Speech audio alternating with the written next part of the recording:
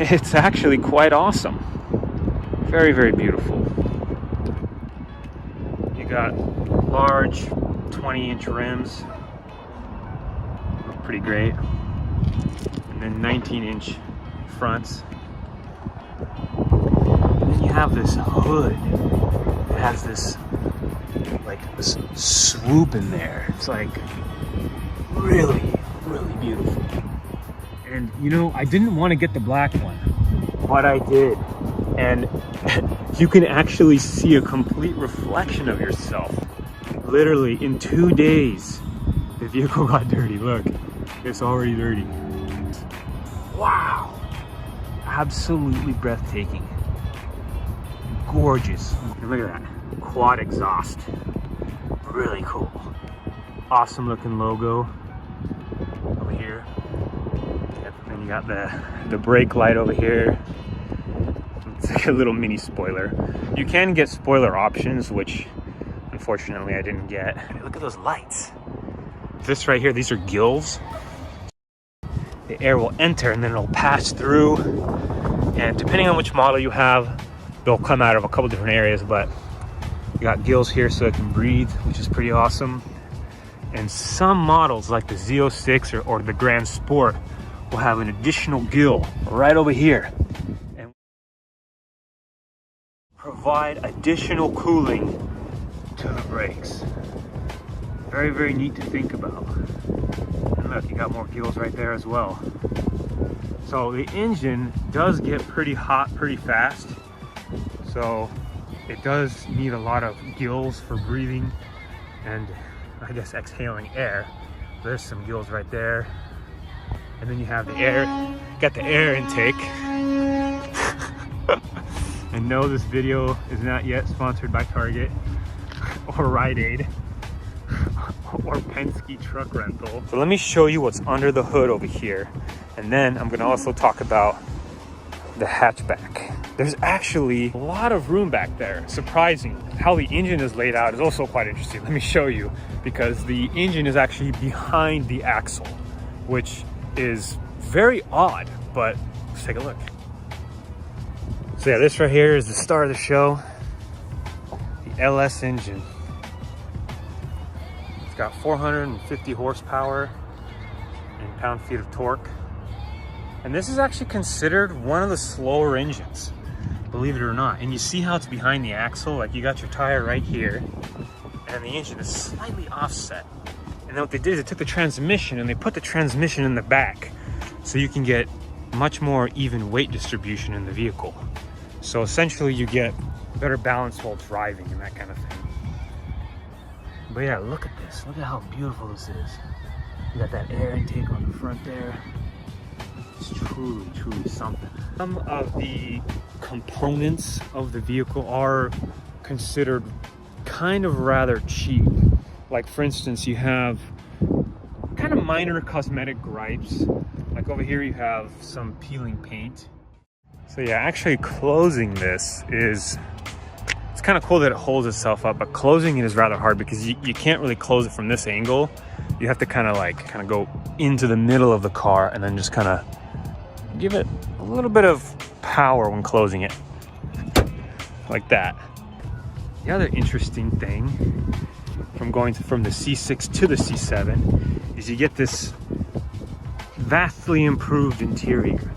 You have these beautiful looking doors. The interior is rather nice, actually. Cool looking seats, tons of room in the back there. I mean, I got crates, I got tripods, coats. It's just really beautiful. Like, look at this door. What on earth? And there's a button that you press to open the door. Look at this. Push these little buttons to open the door. The glass slides down. Kind of cool. So, push this magical button. And this right here opens it up. Actually, there is also a button under here as well. Yeah, look at how much room you have in here. This is crazy. Like, for this type of sports car, you don't really, there's really no way to get this much room. Like, for like its size and how it works and everything, this is really kind of a marvel that they were able to fit this much room in there.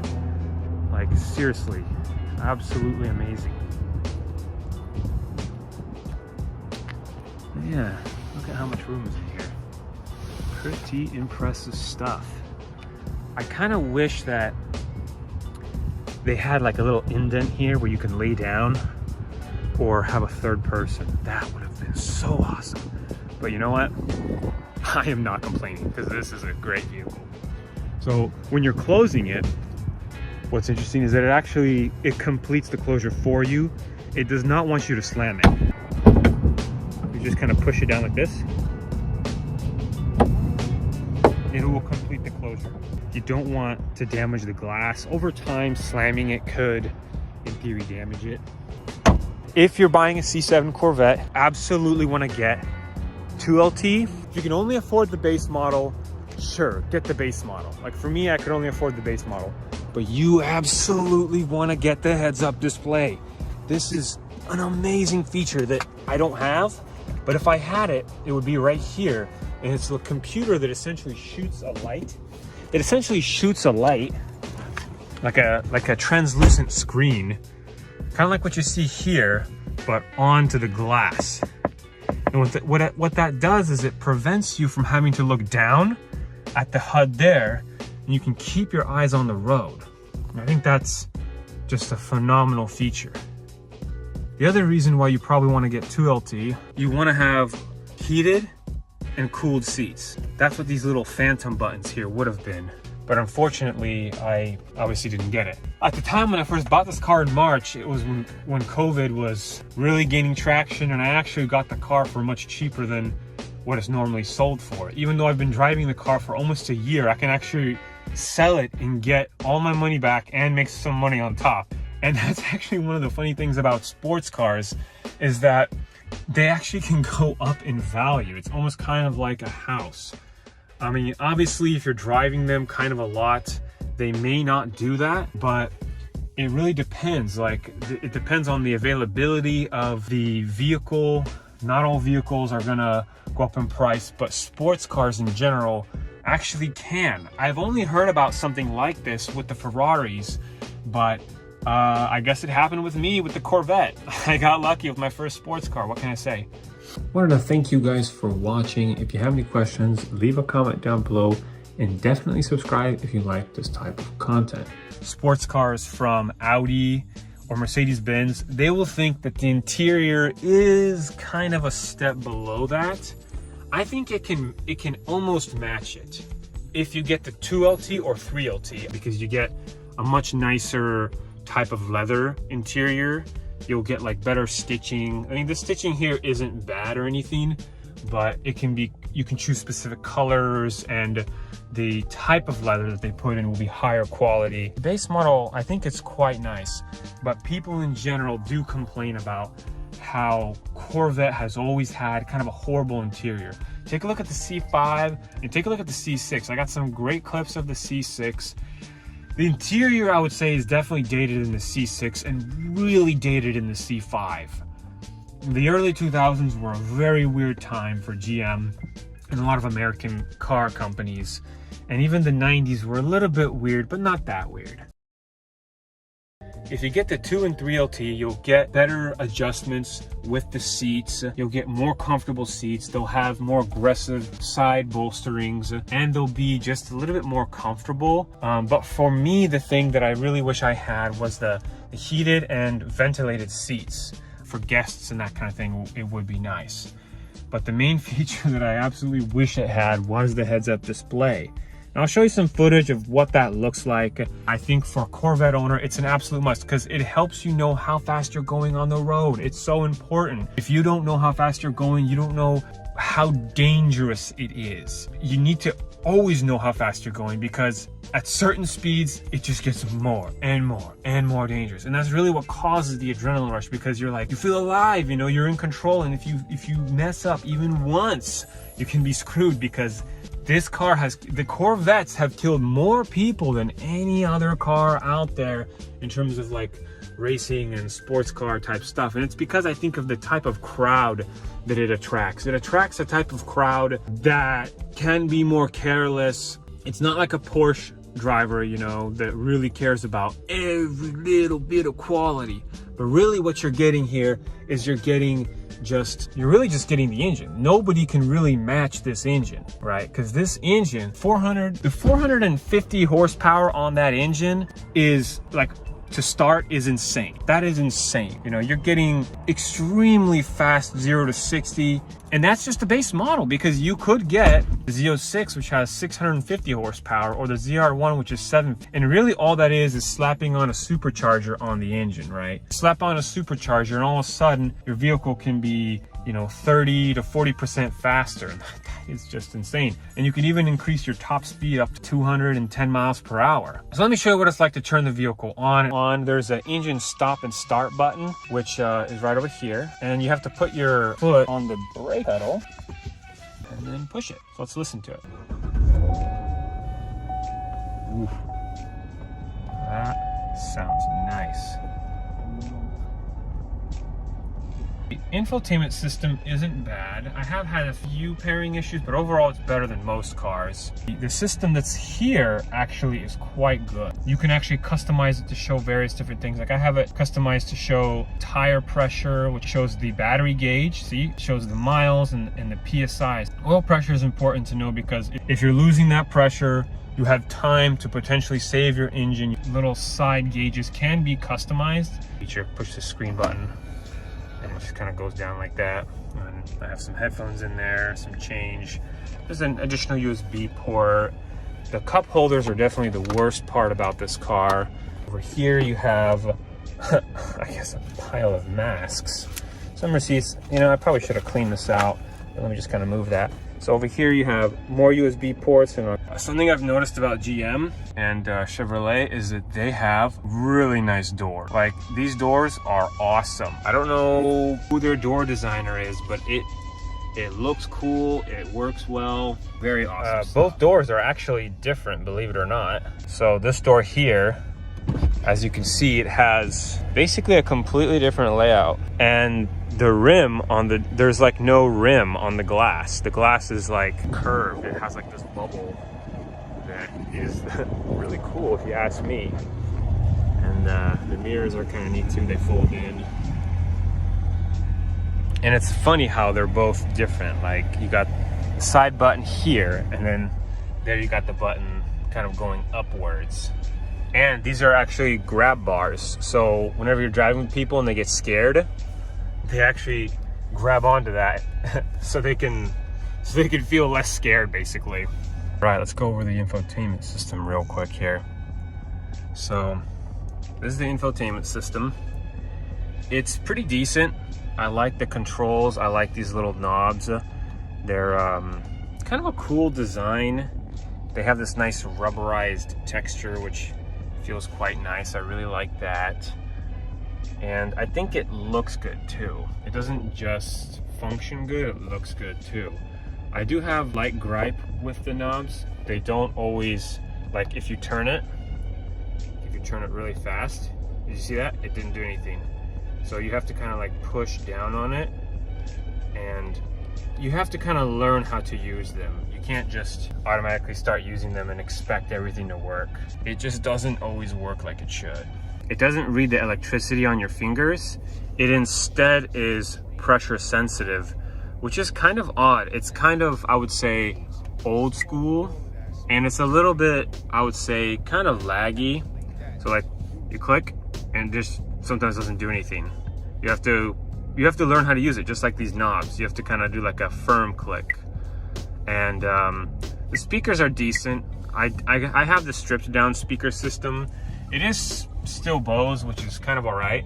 I think that's a microphone. So when you're talking on the phone through the car, it actually can hear you pretty dang good. You got some speakers in the back as well. Some speakers on the bottom over here. I wish that it provided specifications for how much it's reducing bass and mid-range and treble. You really just don't know. You know, you press it and you're hoping that you can get to the desired level, but the bass is just completely out of whack. I hear that the upgraded audio system is substantially better. I'm really not complaining, it's good. It's just calibrated a little bit differently, a little bit not how I would expect it to work. I think it looks kind of nice, like how I like how you can fold it away, right, when you're not using it, but the cup holders are quite cheap. There's this like centerpiece, which looks like the cheapest part I've ever seen in my life. It's cool that it comes out, and so you could have more space in here if you wanted. And then there's like a little latch right there that this slides into, but I feel like it's a little bit kind of finicky, and it doesn't really represent the Corvette brand. And there should be little like wings, little butterflies that come out from the side here like that to prop the item in better. This will definitely, like if you're driving kind of crazy, kind of how you're supposed to be in a sports car, your drinks do sometimes fly back, they fly out. It's not deep enough. It needs to be deeper, and it needs to have some side bolstering. Then over here you have mode selector. So if I turn this knob, so right now I'm in touring mode, so I'm gonna change it. Now it's in sport. It automatically changes the way the engine sounds. Listen. See, it's quieter. Touring is quieter in a quieter neighborhood. Sport gives you more power, it's a little bit louder. And then track gives you the loudest, most powerful experience. Trying to race, this is probably how you want to go. The characteristics of the vehicle change substantially, like the throttle response is just much quicker. The steering wheel becomes more stiff. So when people are driving in track, it's usually when they're literally on the track, when they're literally racing other vehicles. And apparently that's what you do when you get a sports car. I haven't actually done that yet, and I really want to. I think it'll be really, really fun. Now we do have a sponsor for this video, and it's going to be Unbeatable. They have supplied us with quite a few awesome car mounts. And this next one we're going to talk about is a cup holder car mount. So as you can see, I have the car mount right here. And the purpose of this car mount is for people that either don't want to mount it on the glass, they don't want to mount in the air vent, and maybe they can't mount it on the dash. Well, having a cup holder car mount is actually, I think, the way to go, because it doesn't really get in the way of anything, which that I really, really like. So when you insert it, this right here has like a flexible arm, and then over here you can tighten it. So something like this is going to really give you more visibility, because the downsides with the air vent is that it can make your phone hot in winter time, and then obviously mounting it on the glass can restrict your vision. All right, there you have it. This right here is a great alternative. I highly recommend it for the Corvette. I really like the steering wheel. It has really nice controls. This is right here is for the cruise control.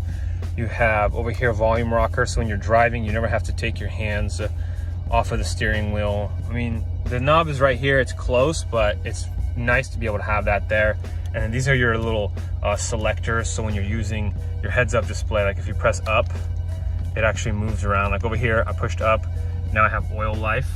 Let me show you more in detail. So we got fuel range, V8. We got trip monitor systems, so if you want to see how long you've been on a trip, what your average fuel economy, 20 mpgs, and that's me driving kind of crazy. Let's see here. When I'm driving a little bit more calm, I can get the average up to like 25, 27, and if I'm going on a trip, like if I'm driving for an hour on the highway or freeway, I absolutely love this built-in computer system.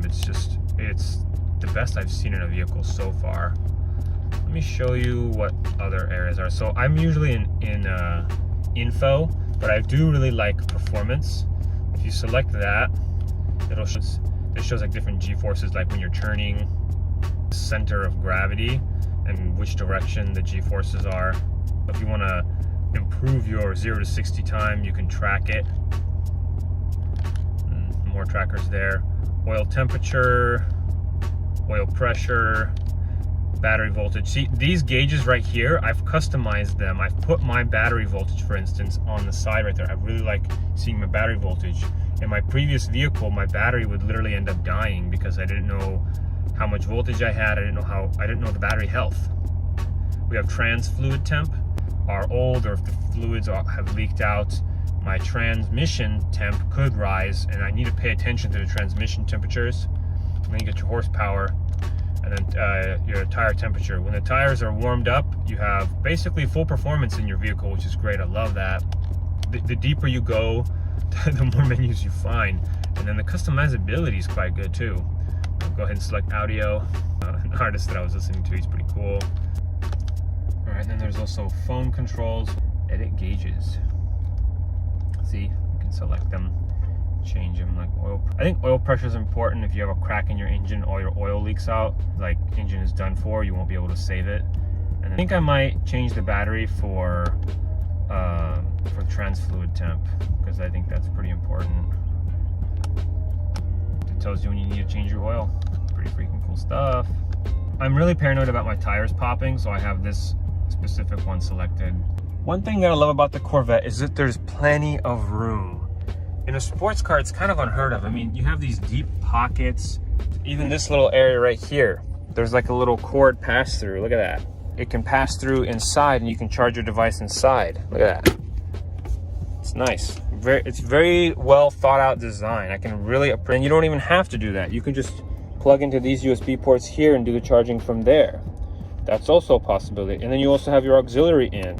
Don't want to use USB ports to charge, maybe you just want to listen to music and you hate Bluetooth, because Bluetooth can be troublesome, you could do that. You want to power another device?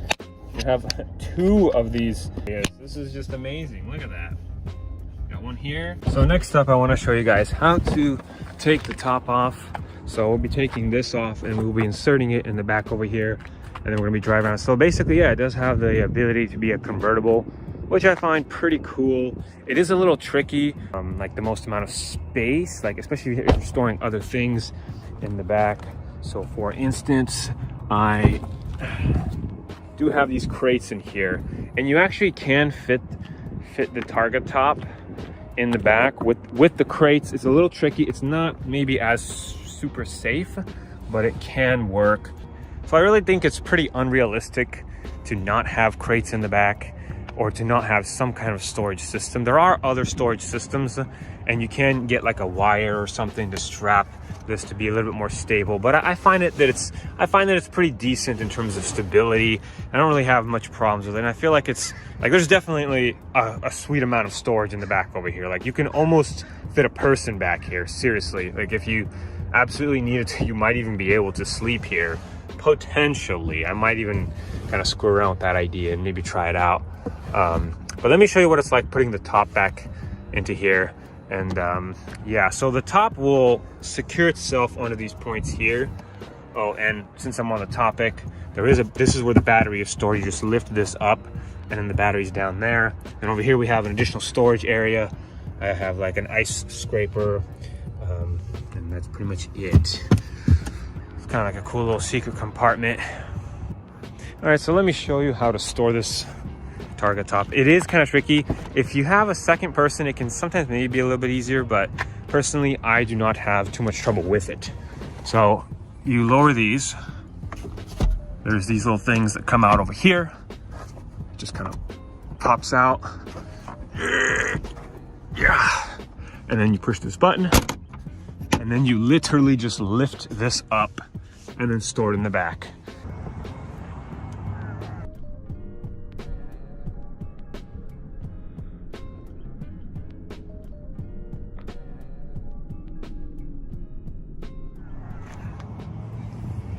Probably about maybe 25 pounds, maybe.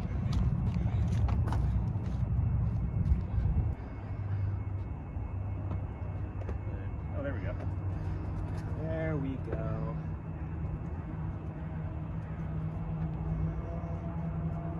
All right, there you have it. So I've inserted it.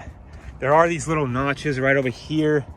You kind of sort of can't see them, but they're there. And then I place it down, and then I just push it down like this, and it kind of snaps in place. And then I got my crates right there, and so there's basically a perfect amount of room. Now, one thing I forgot to do was roll down the windows. You definitely want to do that. Definitely want to remember to do that, because it could actually damage the window. All right, and never slam it. Just let it go, and then it closes itself. There we go. All right, let's go for a ride.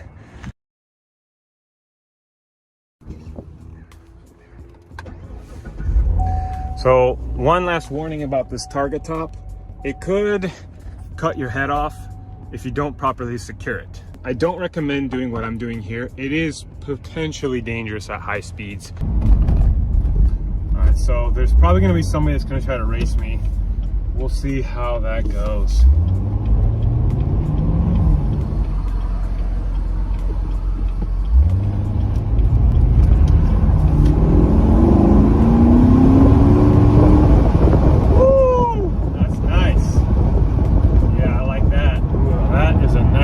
Very beautiful. It sounds very quiet on the road. They hide the engine away. Very modest, very quiet. If you have more money, you definitely want to either get yourself the convertible, because it's way more fun to just push the button and not have to worry about this. However, the Targa top, which I have, does make it look better because you have more room in the back, and obviously it just looks like a better vehicle. But make sure that if you are getting a C7, that you get the Z51 package. It'll give you additional cooling on this side over here, which is nice. You'll get magnetic ride control. So essentially the suspension will be running on magnets, and you can tweak it. If you want it to be soft when you're driving around and the roads are horrible, like what you see here, like the roads look like absolute crap here, but basically it would make it softer and it would make it quieter too. So like if you're going on a long trip and you don't want to have to worry, you could also tweak it for better performance when you're driving on the track. You also get a completely different transmission with the Z51 package. So whatever you do, make sure that you get the Z51 package. Almost every single Corvette owner that buys a Corvette that does not get the Z51 package regrets it in the end, because you get much better transmission. The transmission will have different types of gear ratios and it'll just operate way, way, way, way better. So if you can get that, some people have tried to add the upgrades afterwards. It's just too hard to do that. I do not recommend doing that. You're gonna have to take it apart. I mean, who wants to deal with all that nonsense? It's just a huge pain in the ass. So just get what you need, and yeah, that way you don't have to upgrade anything. Although you can get upgrades, it'll be annoying in the future, but it could be more fun once you get used to it. So something that I noticed, because I don't have the Z51 package, when I'm trying to accelerate, it is more like a muscle car, where it jerks you around, where you feel kind of like you're in danger, which actually is one of the benefits. It's one of the fun things about having a American muscle car. What's weird though is that the Corvette it has European styling with American muscle. So that has never been done before. It is truly an amazing thing. Woo! Yeah, baby. That is fun. Yeah, there's definitely something awesome about being able to accelerate to 60 miles per hour in 3 seconds. It's just, it's more like 4 seconds, but still very fun, very awesome. Now, being able to drive around with the top down, it's just so much more fun to have the open air experience, to be able to breathe the air, to be able to look up and see the sky, and just to kind of look around. You just feel like you're more connected with the world when you have the top down. I just got kids jumping on fucking motorcycles.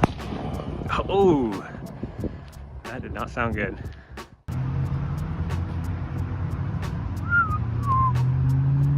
So cool, it absorbs whatever color is in the area. So if it's really blue outside, it'll turn blue. And the trees, seeing the reflection of the tree is just absolutely phenomenal. Wow. So the first thing you notice about the Corvettes is that the drive is kind of rough, but it's really, really fun. That's the main reason why you get a sports car, because it's actually extremely, extremely fun. All of the different Corvettes basically perform differently. Like, none of them perform the same.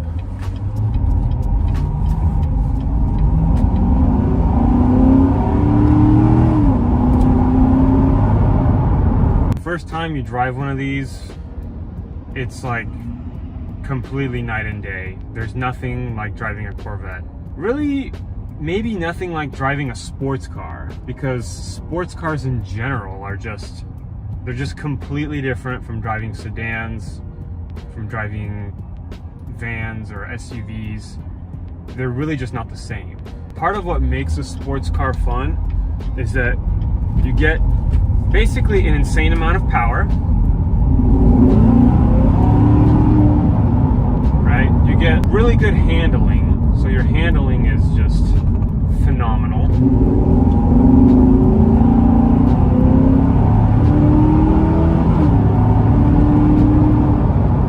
And the Corvettes in particular actually sound really nice too.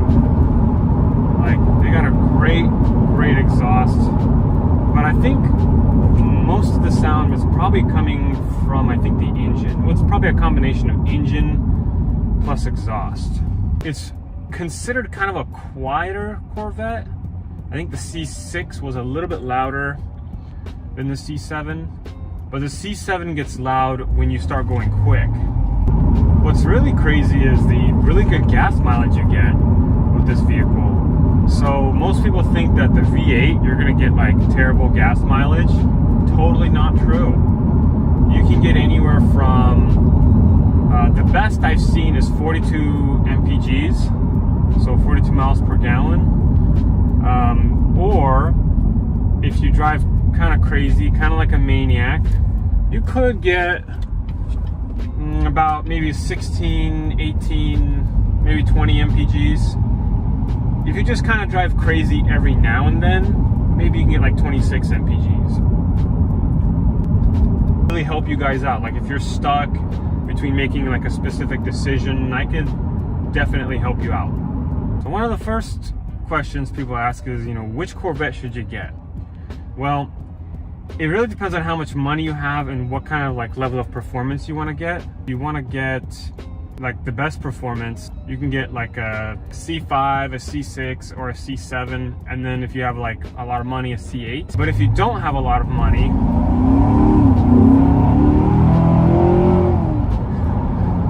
oh man, that's nice. If you don't have a lot of money, you can get a C4 for maybe about $10,000, maybe $8,000.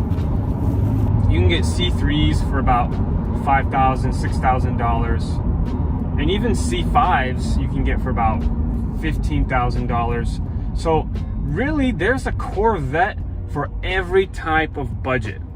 It really doesn't matter like kind of how much money you make. You can maybe start with the C3 and you can work your way up to like the C4, you know, after you pay off your C3 or whatever. Or you can get like, let's say a C4, and then you can add specific upgrades. You can upgrade the engine, you can upgrade, you know, the exhaust. You can add different like body panels to achieve different things. You can get different types of tires. There's kind of a lot of different things you can do. Like the Corvette modding community is pretty cool. Somebody gets a Corvette, they become like a Corvette fan for life. So that's pretty awesome.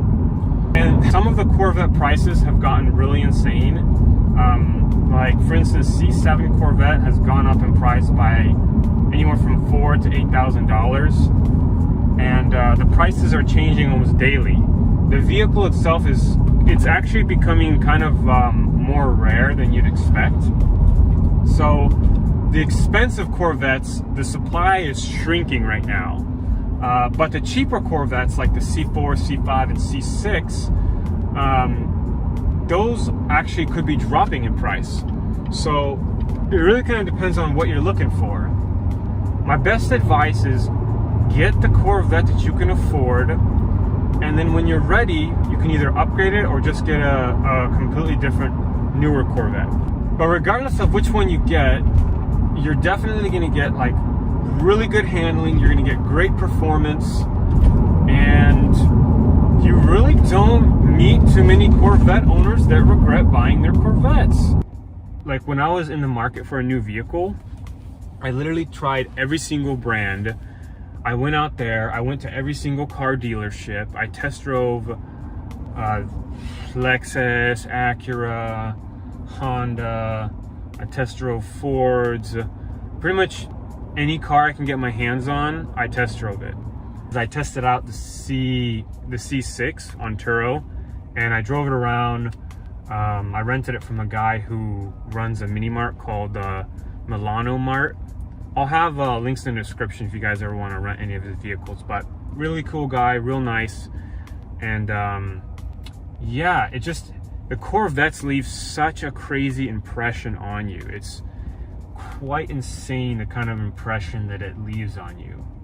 Like, it's just cool that you can get a vehicle that basically gets you friends. Like, I was driving around, and actually this group of people, they had I think like 3 or 4 cars. They saw my car and they were waving. They're like, hey, come over. And I checked it out, and they invited me to their like little car meet that had like 200 plus people that go there.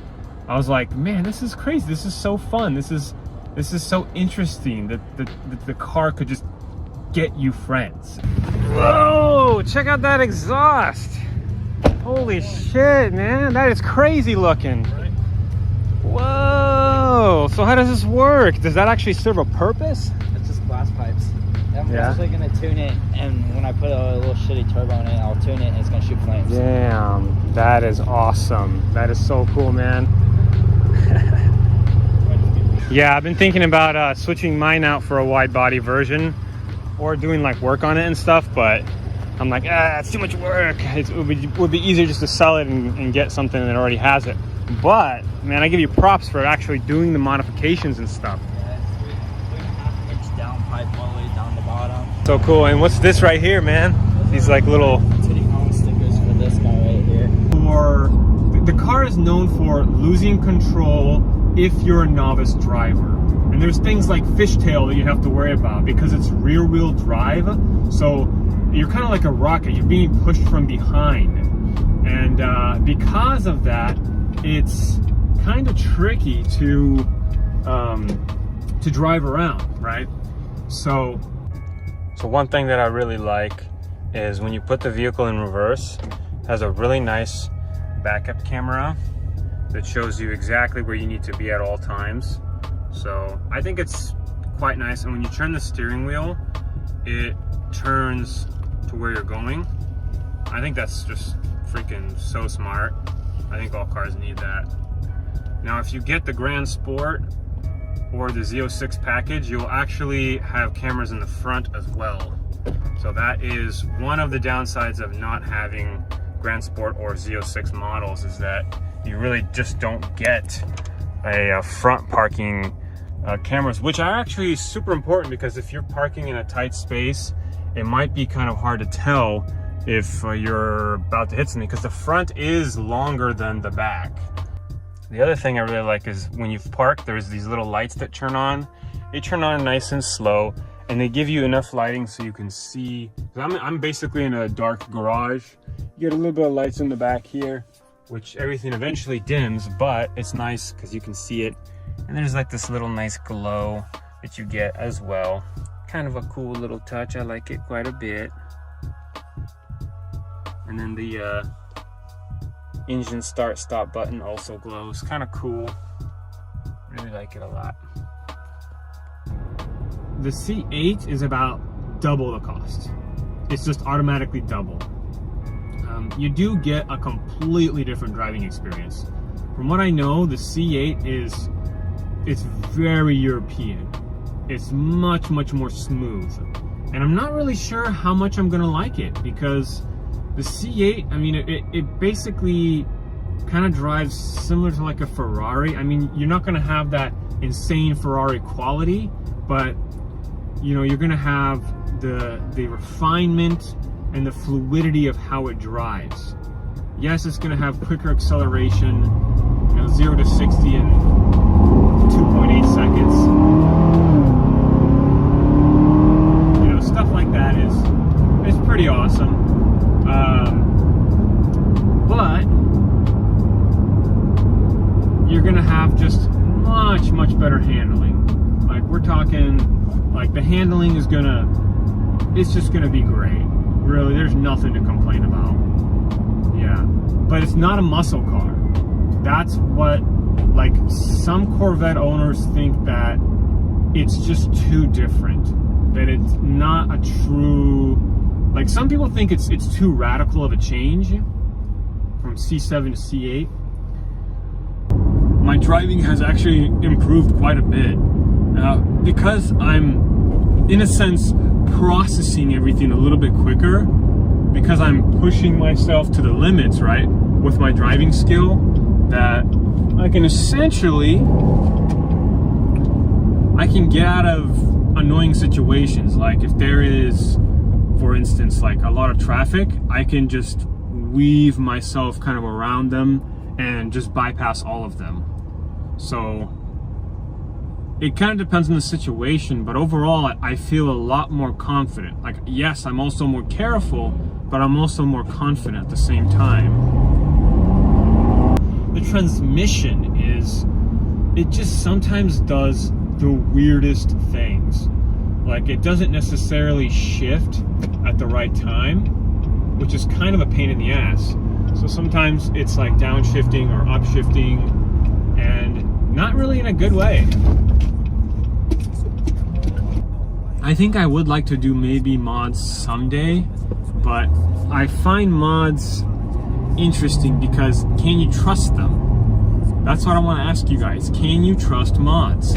Because I'm not going to trust some random company to install something in my car that could fail. That is something that freaks me out, because I have a feeling that that's like actually pretty probable. Like, it takes so much time to refine the manufacturing and to make sure that the parts and stuff don't fail. I am here for you guys if you have any questions at all. I may be getting a C6 and a C5 very soon. I'll be answering questions about all Corvettes and trim levels and everything you need to know, even other types of cars. So if you're interested in that, definitely subscribe. Definitely ask me questions, because I am here for you guys. How to buy a used vehicle from a dealership or a private seller, with cash or with financing. Well, this video will be a complete video on how to purchase a vehicle, whether it's new or used, but it will mostly be talking about used, because that's where it gets a little complicated. And we'll go over what you need to look for when you're examining the physical vehicles themselves, and how to deal with the dealerships and the private sellers. So first, you set your budget. You go out to the dealership that you want to check out, or the private seller, and realistically speaking, if you're buying a used vehicle, just buy from a private seller, because you're always going to get a better deal from a private seller. They also take better care of their vehicles, and they're going to end up charging you less. So do that if you can. But if you can't and you're at a dealership, arrive and start by examining the actual vehicle. So the first thing you're checking is for the fit and finish of the body panels, and you're just looking for any type of damage that sticks out like a sore thumb. I examine the paint job. I look at the lights on the car to see if there's any sagging lights or sagging panels. Like here you can see on the left side there's a sagging bumper, most likely from previous damage, and the wheels are pretty old and actually need to be replaced pretty much immediately. Driving on these is kind of dangerous. So you're checking for anything that is going to give you negotiation power, because whatever price they say that it's listed as is actually an insane markup, because they got the vehicle for $4,000 to $8,000 less. You just need negotiation power, because if you can't negotiate, then you're going to have to pay the sticker price, and most likely they might even tack on other bogus charges. So you have to learn how to defend yourself while you're buying a used vehicle. When it comes to checking out the tires, you can look at the physical tire and see if there's any of these stretch marks, and that's how you'll know whether the tire is old or not. And also the tire age will be written right on the tire. You can also use like a penny, and if you put the penny in between the grooves of the tread wear, and if the head is exposed of the president, that's how you'll know that it's time to replace those wheels. So Generally, if the wheels are 4 to 6 years old, they're getting pretty old, they need to be replaced immediately. Examine each component of the vehicle. So you start by looking at the body, then you look at the tires, then you start to go inside the vehicle, you look at the seats, you look at the door. You're just looking at anything that might need some work. And actually, if something is messed up, you can ask for a discount based on how much it'll cost you to fix it, because they didn't fix it, so they're going to pass on the hassle to you. So you have to tell them that you need some kind of discount. Now, there are some dealerships like Carmax that don't actually provide any discounts at all, and you can't really negotiate with them because they just always have good deals regardless. They're a little bit expensive, but at least you always get a great vehicle. The problem with small time dealerships is that you might get a terrible deal with a terrible vehicle, so there's just a lot more risk involved. So when I was getting in the vehicle, the first thing I noticed is that there were actually some error codes on the dash, and that is an extremely bad sign. You want to stay away from dealers that just buy a car and instantly resell it, because that means they didn't do the due diligence to fix anything or address any of the problems the vehicle has. And if there's error codes, that means they didn't even clear them. So the problems are literally out in the open, and if you buy from them and you have some kind of issue, they're not going to help you, and it's just going to be sold as is like usual. So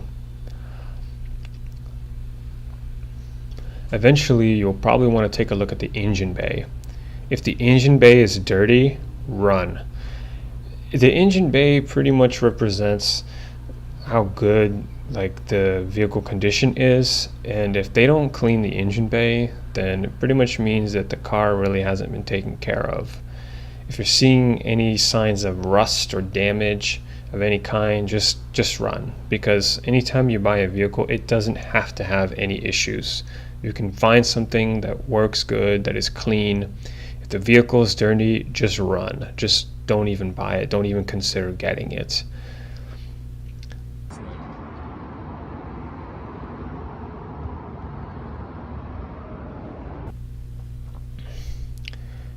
If you find out that the vehicle has any type of flood or water damage, like the one that I'm seeing here, there's all this green moss on the inside, there's literally water droplets everywhere inside the engine bay. I think this was a flooded vehicle from Florida. So you don't really want to be buying vehicles from the coast because they have rust and body deterioration damage, and you don't want to buy vehicles that have been badly abused in Florida or have been in any kind of flood or anything like that. You start the engine up, you want to listen to it, hear the sound, see if anything sounds off.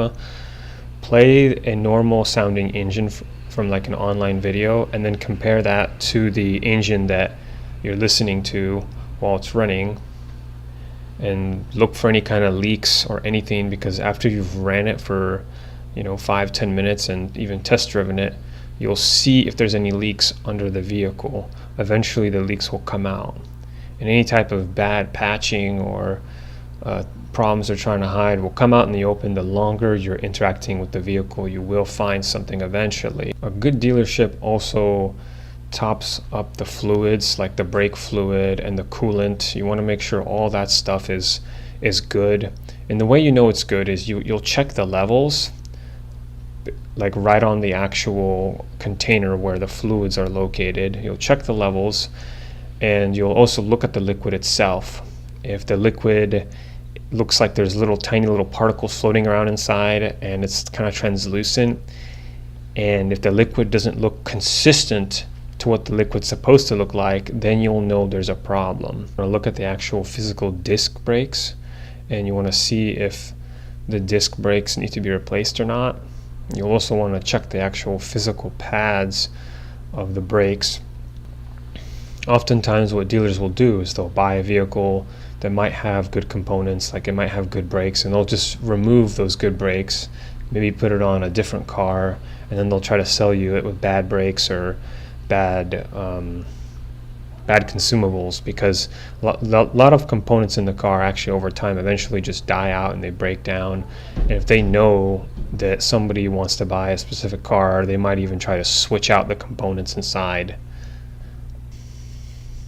One area you want to look for in terms of body damage is right below the vehicle, like near the perimeter, near the bottom, the closest part to the ground. You're looking for any type of curb rash. You can even ask them to patch up any type of curb rash that you see and touch it up, because if the paint is cracked or chipped, that will eventually become a much bigger problem. So you need to ask them to address that. Look at the history of the vehicle as well, like if they have any type of like Carmax or that kind of thing.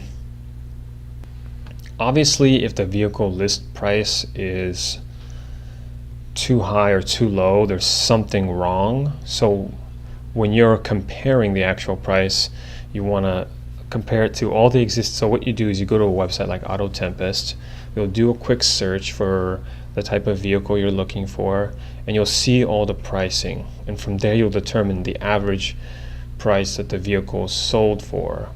Then you'll compare that price to the vehicle you're buying from at the specific dealer or private party. When it comes to badly abused vehicles, you will normally find those at dealerships, especially small-time dealerships. The larger the dealership, the safer your purchase is. However, sometimes you can find very, very good deals at small-time dealerships. After my Ford Focus got sold, I decided that I would look for a new vehicle, and I went to every single dealership in my town. I just ran from one dealership to the next. I spent about 2 days doing that, and that's how I was able to basically find a vehicle that I really liked. In the end, I ended up settling with a C7 from Carmax. It was 17K miles for $40,000, and it was in pretty good condition when I got it, so I really liked it. The only issue that it had was water droplets. A very good strategy to use to determine if the dealership is honest or not is to ask them, are there any problems with the vehicle?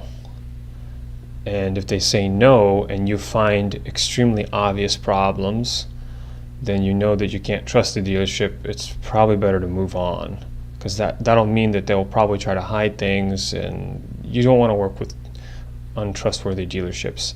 However, keep in mind that sometimes they're not very competent. They miss things also, and that's why it's best to just rely on your own analysis. If the vehicle is over 10 years old, they do not need to disclose how many actual miles it has, and that makes it kind of tricky, because the odometer disclosure system basically doesn't work past that. So if you're buying vehicles that are over 10 years old, you're going to have to be very savvy and know what to look for, because if it says it has 30,000 miles, it might have double or triple that. Older vehicles also get tampered with, and people roll back the odometers on those, so you'll basically be driving around in a ticking time bomb. So they said that the car is in good working mechanical condition. There's no problems as far as they know. Well, this problem, this is going to drain your battery, so that's not true. So they freaking lied to me already. The tire pressure is all the PSI for the oil gauge looks a little low. I'm gonna have to look into that. They gave the car to me literally with no fuel, so I had to refuel it. Good thing they gave me some money for that. It seems like the heads-up display does not work. I'm very surprised. That's like one of the coolest features. Kind of surprised it's not working at all. Yeah, that's a kind of a deal breaker, I think, right there. The engine bay looked pretty terrible. There was literally like dirt and sand in there and stuff. Like, I can't believe how bad the engine bay was. There might even be a bit of a smell in here. Let's see. I think I'm smelling maybe some gasoline. It's kind of a big deal, I think. Okay, turn that off. I'm going to try to listen to the engine a little bit more, see if I can hear anything. Instant fuel economy, range 92 miles. Okay, what about this? Tire pressure, rear. Yeah, so either the sensors are broken, they either lied about the sensors being broken in the tire, or the tire pressure is completely wonky. The tires are literally 4 years old, so that means they need to be replaced, so I'm not going to be paying for that. Screw that. So they better give me a discount on that. Oh, pressure 30. I think that might be low. I'm gonna have to look into that. The temperature it better not go above 220, because that's not gonna be a good sign. I'm gonna take it out for a spin on the highway here, and I'm making sure that all the gauges and all the sensors are operating properly. Without that, I have no idea. I don't know if it's been, you know, taken care of or not, but from the looks of it, it looks like it hasn't been taken care of, which really sucks. And even though it's low miles, I mean, if it's in this kind of shape where there's tons of things fucking broken and shit, that is like a seriously bad sign. Let's see here, oil life fixed. So I thought I was smelling some gasoline even with the top down, but that could just be the area I'm driving in. So I'm gonna just take it out for another spin, 5-10 minutes, and then we'll see what's going on with it. Yeah, so far it's pretty good. The drive, I mean, it drives great, but yeah, let's take a look and see what happens next. The drive, I didn't hear anything, I don't smell anything, everything seems to be fine. I think the transmission and the engine are probably okay, but there's still, I think, too many red flags. I'm gonna definitely back out, but yeah, the tire pressure is pretty. Oil pressure seems a little low on idle. I don't think it's supposed to be that low, but I'm gonna look into it again. The oil temperature was 230. That seems a little on the high side. I noticed that there was some patchwork that was done on the engine, which didn't look like it was done. The patchwork didn't look like it was done correctly, and the engine was just extremely dirty. So yeah, well, I mean, it was a fun little ride, but something like this is not worth 18K. I think this is probably maybe worth 15K. Because if I was to move forward, I'd take it to do a, you know, pre-purchase inspection, but I'm probably not even going to do that. It's not worth it. I'm just going to stick to getting a Corvette from the Corvette forum. I've been reading on there for the last couple days, and basically you buy Corvettes from other members who create a detailed video log of everything and how they take care of their Corvette. They have all the records and everything, and so that's probably the best way to go about, because every time I find a decent deal, I'm always getting somehow. There is one more dealer I'm going to go to. He's more inner Portland. That Corvette seems like it was probably better taken care of, but we'll see. I'll update you once I know more. Because of the extremely high markup in used vehicles, if the dealership is not willing to fix at least some of the broken things that you find with the vehicle, then just go to another dealership, because the markup is so high already that they're just being too greedy, and you don't want to be dealing with dealerships like that. If you spend more than 2 to 3 hours at the dealership, that is just them slowing down the process to get your buy-in. Essentially, they want you to waste and commit to as much time as possible, so that way you have already you've sunk in so much time that you can't leave, and that makes you more desperate. So if you notice that they're taking too long, apply pressure on them, or just start to pretend like you're about to leave or something, and eventually they'll just give you the service that you need. I've actually left dealerships multiple times, and it's funny because the more times you come back, the better negotiation power you have, unless they're being completely like mean to you or something. If that happens, just don't come back, because they will try to degrade you and bring you down and stuff. And they use all kinds of scammy tactics. Like what they'll do is they'll say, oh, okay, let me talk to my manager. They'll go in the back and they'll just sit around doing nothing, checking their phone, pretending like they're doing something, like they're talking to the manager, but they're probably not doing that at all. You never have to pay a down payment on a vehicle.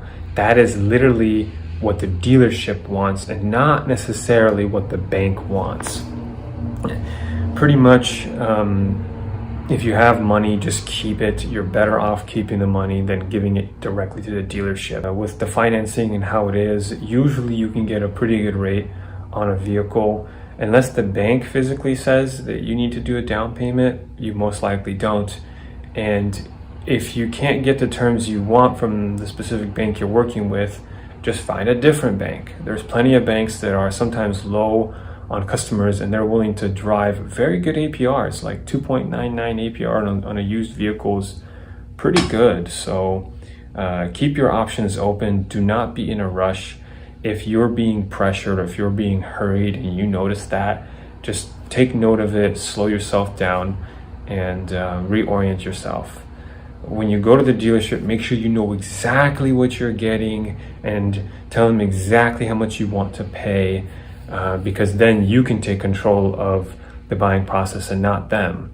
With how salespeople work, they want to take control, and you don't want to give them this control, because then they're going to slow things down, they're going to tack on extra fees, and then you're more likely to be manipulated by them. Keep in mind, they will try to tack on extra fees. When you come in through the door of the dealership, tell them, I want this exact vehicle for this exact price, minus any repairs that you think the vehicle needs. And just be firm. If they say they can't do it, say, well, please, can you check with your manager? And do that 2 to 3 times. And then if they're not complying, then that's when you want to leave and check out a different dealership, because there's deals out there and you just have to find them. Do you need extended car warranties? No, you don't. Most of the time you do not need that. The way insurance works with these extended warranties is that they have to make a profit on the extended warranty, and that's something that the dealership does. And they don't use OEM parts, and they usually don't even want to help you. It's usually considered a scam to do, so I would not do the extended warranties unless you have a very specific need and you know your specific car has a problem that will arise in the future. Like, for instance, if you go to carcomplaints.com, you can see every type of car and the type of problems that these cars have and at what mileage. So depending on which vehicle you're getting, if it has 30,000 miles, maybe it will encounter a problem at the 75,000 mile mark. Maybe the transmission needs to be replaced or something, whatever it may be. You just have to be on top of it and decide whether the extended warranty is right for you. If you do get one, try to make sure it's transferable. And if it's not transferable, once the vehicle is sold, then make sure that you can get a refund on the unused portion of it, because that way you can at least you can have the coverage and have the peace of mind, but at least get a refund on the unused portions. But yeah, because they have to make a profit on those extended warranties, you're just paying a price premium, plus you're paying for something that might not even break in the first place. So it's tricky. And since you happen to be like an enthusiast of vehicles or technology, one of those, and since you've enjoyed this C7 Corvette review, there's a pretty good chance you'll enjoy the Acura NSX video that I have coming up right here. It's just a vlog of me meeting a mechanic who has an Acura NSX. This is an absolutely amazing vehicle. If you like Corvette, you're definitely gonna like the Acura NSX because it is in a class of its own. I want to thank you guys for watching. Definitely subscribe if you haven't already. And yeah, that will let me know that I need to make more content like this. All right, guys, see you in the next video. Cheers.